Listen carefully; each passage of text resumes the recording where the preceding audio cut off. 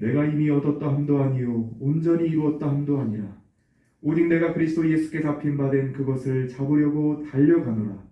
형제들아, 나는 아직 내가 잡은 줄로 여기지 아니하고 오직 한 일, 즉 뒤에 있는 것을 잊어버리고 앞에 있는 것을 잡으려고 표대를 향하여 그리스도 예수 안에서 하나님이 위에서 부르신 부름의 상을 위하여 달려가노라. 그러므로 누구든지 우리 온전히 이룬 자들은 이렇게 생각할지니 만일 어떤 일에 너희가 달리 생각하면 하나님이 이것도 너희에게 나타내시리라. 오직 우리가 어디까지 이르렀든지 그대로 행할 것이라. 아멘. 세계 선교를 이끄심이라는 제목을 통하여서 하나님의 말씀을 전하겠습니다. 아프리카 선교를 가던 날, 그날도 역시나 고난이 찾아왔습니다. 하나님의 나라의 백성을 구원하는 예수 그리스도 복음 전파에는 항상 죽음과 같은 고난이 동반되었습니다. 사도 바울의 고백처럼 고난은 예수를 쫓아가는 길에 필수였습니다. 그래서 사도 바울은 빌립보서 3장에서 내가 그리스도와 그 부활의 권능과 그 고난의 참여함을 알고자 하여 그의 죽으심을 본받아 어떻게 해서든지 죽은 자 가운데서 부활에 이르려 한다고 고백하였고, 또한 표대를 향하여 그리스도 예수 안에서 하나님이 위에서 부르신 부름의 상을 위하여 달려간다고 고백하였습니다. 히브리서 11장 6절에서는 믿음이 없이는 하나님을 기쁘시게 하지 못하나니 하나님께 나아가는 자는 반드시 그가 계신 것과 또한 그가 자기를 찾는 자들에게 상 주시는 이심을 믿어야 할지니라 하시는 말씀대로 아프리카 선교는 하나님의 기쁨을 위하여 하나님의 뜻을 이루어 드리기 위해 가는 길이었습니다. 저는 차도와 수단에 파송된 장사라 선교사와 박정희 선교사에게 가서 그들을 치료하고 굳게 하며 그곳 선교지를 돌아보아 견고하게 해야 했습니다. 아프리카로 떠나는 날 저는 예상하지 못한 심한 몸살 감기로 고통 가운데 있었습니다. 고열과 기침으로 밤새 시달렸지만 이른 새벽에 공항으로 가야 했습니다. 아프리카 선교는 건강한 몸으로 가도 힘든 여정인데 몸 상태가 매우 안 좋으니 마음이 우울해졌습니다. 그런데다 겨울이라 찬바람이 심하게 불어서 여행 가방을 끌고 걸어가기조차 힘겨웠습니다. 거기에다 그때 저는 가족과는 떨어져 있었고 대신 85세 된 할머니 권사님 댁에서 묵었다가 가는 상황이었습니다. 찬바람 부는 새벽에 공항으로 나서는데 저를 배웅한다고 따라오는 그 권사님이 오히려 나는 더 걱정이 되었습니다. 공항까지 같이 가겠다고 하시는 권사님에게 집으로 들어가시라고 강경하게 권하니까 멈춰서서 안쓰러워하시면서 저를 위해 기도하는 것이었습니다. 하나님, 저 종이 하나님의 부르심 앞에 연약한 몸을 이끌고 가야 하는 길을 어찌합니까? 제가 감히 막을 수도 없으니 하나님 도와주십시오. 하나님은 무한한 사랑과 능력이 있으시니 은혜를 베풀어 주옵소서 하면서 기도하는 소리를 들으며 걸어가는데 마음이 무언가 울컥함이 느껴졌습니다. 그럼에도 불구하고 저의 가는 길에 수많은 생명들이 달려있음을 생각하면서 그들의 구원을 위해 앞을 향하여 걸어갔습니다.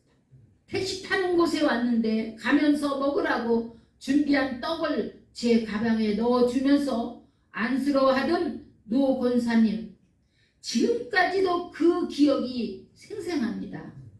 선교지에 가서 쓰라고 건네주시던 그 헌금, 자신도 형편이 그리 좋지 않으면서도 주님의 일에 쓰라고 하시던 그 마음과 따뜻한 손길, 주님이 받으시고 반드시 대가를 지불하실 줄 믿습니다. 반대로 저를 멸시하며 조롱하던 그들 또한 주께서 의의 심판으로 통치하실 것입니다. 예수를 믿고 따르다가 무엇이 남았느냐? 꼴 좋다, 아무것도 없는 것이 말만 잘한다 등등으로 저를 괴롭게 하던 그들, 그러나 저는 하나님 말씀만을 의지하고 이기며 나아갔습니다. 시편 23편 5절과 같이 원수의 목전에서 저에게 상을 차려주시는 하나님만을 바라보았습니다. 공항버스를 타는 곳으로 택시를 타고 가는 중에 무척이나 외롭고 슬픔이 크게 밀려왔습니다. 그래도 남들은 가족들이나 영적인 가족들이 따뜻하게 배웅해 주기도 하는데 왜 나는 겨우 85세 된 노인 한 명만이 배웅을 하는가? 가방 하나도 끌어줄 힘이 없는 분이신데, 그러나 하나님만을 바라보고 하나님만 의지하리라 다짐을 하고 있는 그 순간 하나님께서 말씀하시기를 너 같은 종이 이 나라에 인한 너희 나라를 전쟁에서 지켜주겠다 하시는데 감격과 감동의 눈물이 솟구쳐 올라왔습니다. 저의 가는 길이 하나님께서 보시기에 얼마나 기쁘고 중요하면 우리나라를 전쟁으로부터 지켜주신다고 하시는 건가 생각되니 아무리 힘들어도 인내로서 끝까지 갈 수 있었습니다. 수단 공항에 마중 나온 선교사가 저를 보더니 환자가 돼서 이 먼 곳까지 왔다고 하면서 우선 저를 선교관에서 쉬도록 해주었습니다. 먼저 해야 할 사역은 선교사들을 치료하고 영적으로 충전하고 가르쳐서 더욱 굳게 하며 영적으로 업그레이드 시켜야만 했습니다. 수산에 파송된 선교사를 향한 주님의 계획은 아랍 전 지역을 감당하는 것이었습니다. 또한 차드에 파송된 선교사와 선교지를 향한 하나님의 계획은 아프리카 전 지역을 복음으로 감당하게 하는 것이었습니다. 수산 선교사는 영적으로 매우 약해져 있었습니다. 성령님이 그를 진단하신 결과 영적인 유방암이 발견되었고 저로 하여금 그를 치료하도록 하셨습니다. 그 선교사는 그곳에서 영적으로 너무 시달렸기에 병에 걸렸습니다. 차드 선교사도 수산으로 오게 하여 살펴보니 그 또한 영과 육이 약해져 있었습니다. 그는 말라리아에 걸려서 자주 화장실에 가야 했고 영양 공급이 부족하여 평소에 늘 어지럽고 기운이 없었습니다. 그래서 맡은 일을 감당하기가 매우 어려운 상황이었습니다.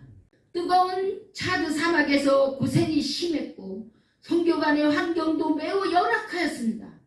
발전기로 전기를 끌어들이는데 선교관에 한 달씩이나 전기가 들어오지 않아서 너무나 더워 열사병에 걸리기 일쑤였습니다. 또한 수단 선교관에는 강도가 2명이 들어와서 선교사를 큰 냉장고에 넣고 강탈하려 하였습니다. 선교사는 방으로 들어가 문을 걸었지만 강도들은 문을 열고 들어와 밧줄로 그를 묶고 죽이려 하였습니다. 그때 선교사가 큰 소리를 질렀더니 위층에 사는 현지인이 경찰서에 신고해서 강도를 잡았고 선교사는 큰 위기를 모면하게 되었습니다. 이야기를 듣고 보니 너무나 기가 막힌 상황에 그저 놀라울 뿐이었습니다. 그들을 도와주고 치료해줄 방법은 주님께서 말씀하신 대로 오직 기도 외에는 없었습니다. 그들을 위해 간절히 기도하였더니 성령께서 강력하게 임하셔서 그들을 치료하기 시작하셨습니다. 그리고 그들과 함께 하나님을 예배하는데 성령께서 말씀과 기도로 우리에게 역사해 주셨습니다. 예배 중에 그 선교사들을 죽이려고 하는 사단의 정체가 드러났고 주님께서 권능으로 사탄을 물리쳐 주시니 그들의 영육이 회복되었습니다. 너무나 중요한 2명의 선교사가 선교지에서 죽기 직전까지 갔기 때문에 성령 하나님께서 저를 그곳에 그들을 위해 보내셨다는 것이 이해가 되었습니다. 이 일이 있은 후 우리는 선교 현장을 가야 했는데 그곳은 차를 빌려서 타고 5 내지 6시간을 가야 했습니다. 선교지 한 곳은 차를 3번 갈아타고 들어가는 오지마을이었습니다. 버스에 탑승했는데 너무 뜨거워서 차에 살이 닿으면 될 것 같았습니다. 날씨가 영상 40에서 50도나 되었고 에어컨이 없어서 숨이 막혔습니다. 꼭 지옥과 같았습니다. 더 깊은 오지로 들어가는데 버스는 없고 트럭으로 가는 곳이라서 짐을 싣는 곳에 많은 사람들이 매달려 가야 했습니다. 사막의 모래바람이 눈에 들어올까봐 얼굴을 가리고 갔습니다. 아프리카 오지에 가서 복음을 전하고 말씀을 가르치고 죽을 만들어서 먹이며 가지고 간 옷과 물품들을 나누어 주었습니다. 이 모든 것이 주의 말씀에 순종하는 것이었습니다. 그곳에 유치원을 세워서 지속적으로 아이들을 가르쳤더니 많은 열매가 맺혔습니다. 또한 전쟁 중에 난민들이 모여있는 난민촌으로 들어가서 그들과 함께 하나님을 예배하였습니다.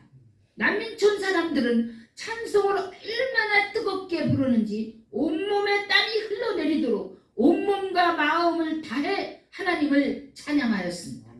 하나님께서 이사야 43장 21절에서 말씀하시기를 내 백성들을 찬송케 하라 하신 말씀대로 찬송의 옷을 입은 듯 했습니다. 선교사가 그들에게 복음을 전하고 있는 모습을 보는데 저는 그 선교사가 영국의 여왕으로 느껴졌습니다. 그때 주님께서 말씀하시기를 그가 하늘에 크게 빛나는 별과 같이 영원히 빛나게 될 것이다 하셨습니다.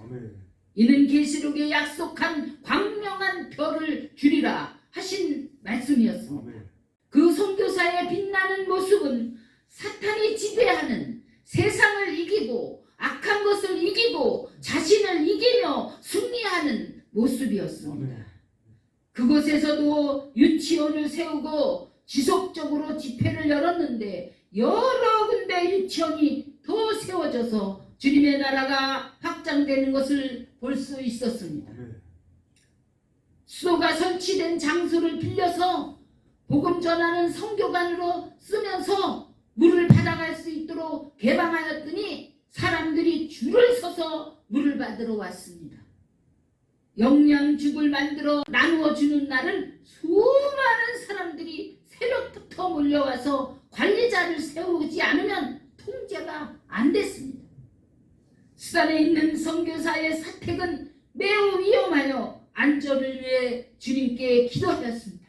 그랬더니 수단에 한인협회 회장이 선교사를 도와주었습니다. 그 이후 선교사는 한국에서 온 대우건설의 직원들을 위해 지어놓은 아파트로 이사하게 되었습니다. 그 아파트에는 경비실과 경비원들이 입구에 있어 안전하였습니다. 또한 한인협회 회장은 대우건설의 이사였는데 한국 곳곳에서 이 선교를 협력할 수 있도록 도와주었고 대사관에도 연락하여 여러 가지로 어려울 때마다 힘껏 도와주었습니다. 저는 수단에 가서 그분을 만나 정중히 감사의 인사를 드렸더니 오히려 그분이 저에게 어떻게 한국에서 이 귀한 일을 하는지 놀랐다고 하였습니다. 저는 그분에게 말하기를 한국에서 우물이 작아 퍼내는 것이 미약했습니다. 물이 고이기도 전에 퍼내느라 바가지가 다 닳았습니다. 하며 웃었습니다. 그랬더니 그분은 선교사를 위해 더 큰 우물을 연결해 주었고 더욱 힘있게 선교할 수 있도록 도와주었습니다. 유럽과 세계 각국의 방송국에서 그곳으로 찾아와 촬영하려 했지만 선교사와 우리는 드러낼 수 없었기에 그것을 피하였습니다. 우리의 얼굴이 알려지면 원수들의 목표물이 될 수 있었기 때문에 주님께서는 우리에게 드러내지 말라 하셨습니다. 지금은 증거하라 하셔서 조금 드러내는 증거를 하는 것입니다. 주님께서 말씀하시기를 너희의 수고가 하늘에 기록되는 것으로 기뻐하라. 하늘의 상이 크도다 하셨습니다. 우리는 오직 이 말씀을 붙들고 더욱 주님께 순종하기로 결심하였습니다. 많은 시간이 지났고 인내로써 결실을 맺어 각국의 현지인들이 주님의 제자로 세워졌습니다. 네. 지금도 그 제자들을 통하여 아프리카의 복음 전파가 지속적으로 이루어지며 진행되고 있습니다. 네. 주님은 하늘에서 금메달을 우리의 목에 걸어주시고 훌륭히 잘했다 하시며 상을 주셨습니다. 그리고 주님은 더 크고 귀한 선교 역사와 인류 구원의 일들을 우리에게 맡기셨습니다. 작은 일에 충성한 자에게 더 큰 일을 맡기리라 하신 말씀대로 주님은 지금도 우리를 통해 일하고 계십니다. 이 모든 것을 하나님이 하셨고 우리는 하나님이 주신 은혜로 순종할 수 있었습니다. 이제 이 세상 끝날 육체 가운데 있을 때까지 이 복음을 땅끝까지 전파하라 하시는 주님의 명령에 쓰임받기를 소망하며 예수 그리스도만을 쫓아가려 합니다. 이 모든 은혜가 저와 모든 이들에게 동일하게 임하시기를 주 예수 그리스도의 이름으로 축원드립니다.